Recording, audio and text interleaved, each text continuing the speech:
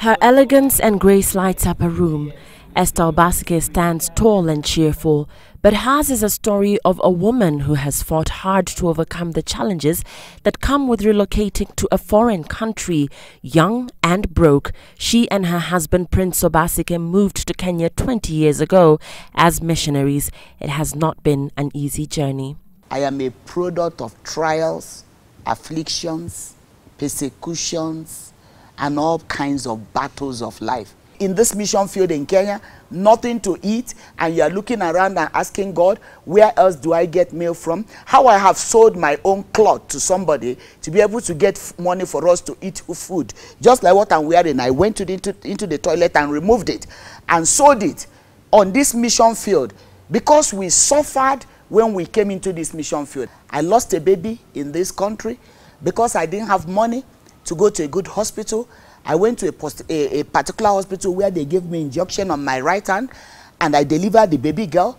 Few hours later, after they've told me congratulations, they came and told me the baby is dead.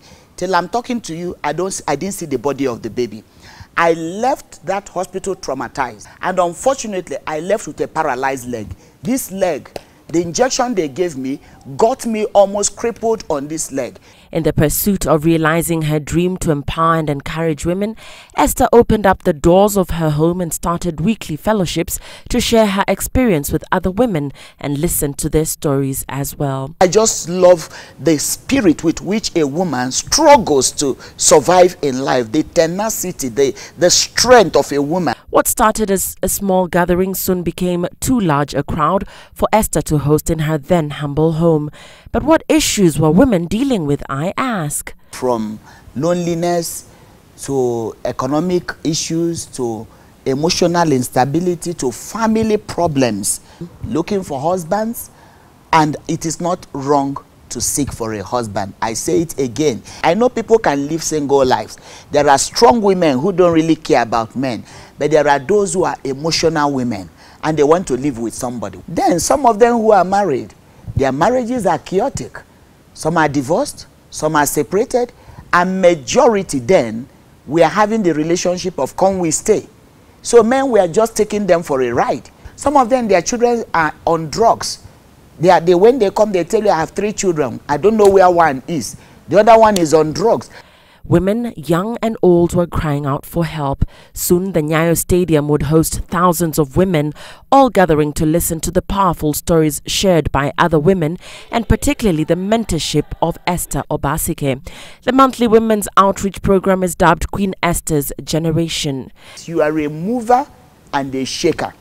Now, when we talk of movers and shakers, we're talking about people making impact. We need to remove our grasshopper mentality of hopping from here to there to getting a giant mentality where you subdue your situation and take control of the environment. That does not exempt you from trials, but there is a way to take charge. There is a way to take dominion. There is a way to say, I am in control of this situation. Now hosted at the RCCG along Bagathi Road, Esther Obasike says the women's outreach program is transforming the lives of many.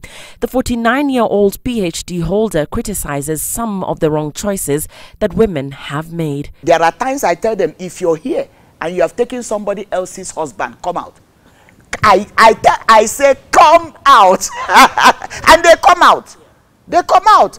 I say you need to return him. Why? Because there's another woman somewhere who is crying.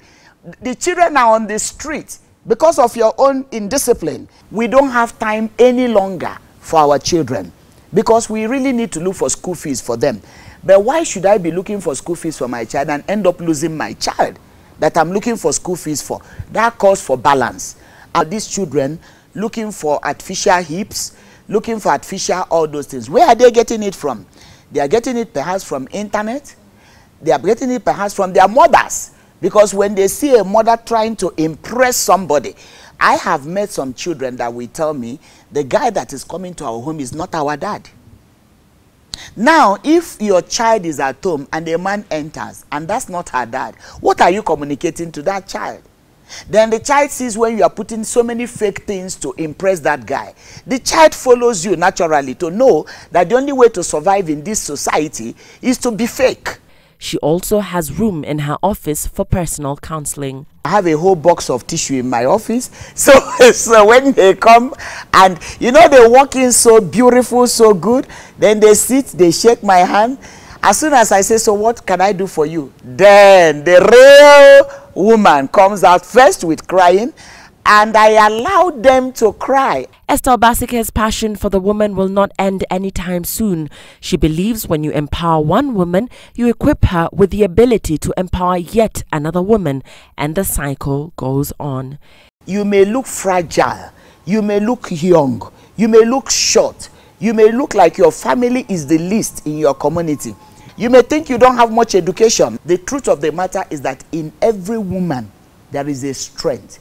There is a strength that is inbuilt in every woman. It gives her joy to give back to society in this way. The first time I came here was in 2012, in June. I was brought here by a lady. I know she's not here, but I just went to honor her. I say thank you to. Precisely August 2014, I started building. She came to Kenya a stranger to this land. She has faced and overcome battles, but most importantly kept her focus. Some of them don't have scars, they have wounds. So we first need to heal the wounds. Then they will become scars, and from scars, stars are made. Because she believes hers is a mandate to bring out the best in women.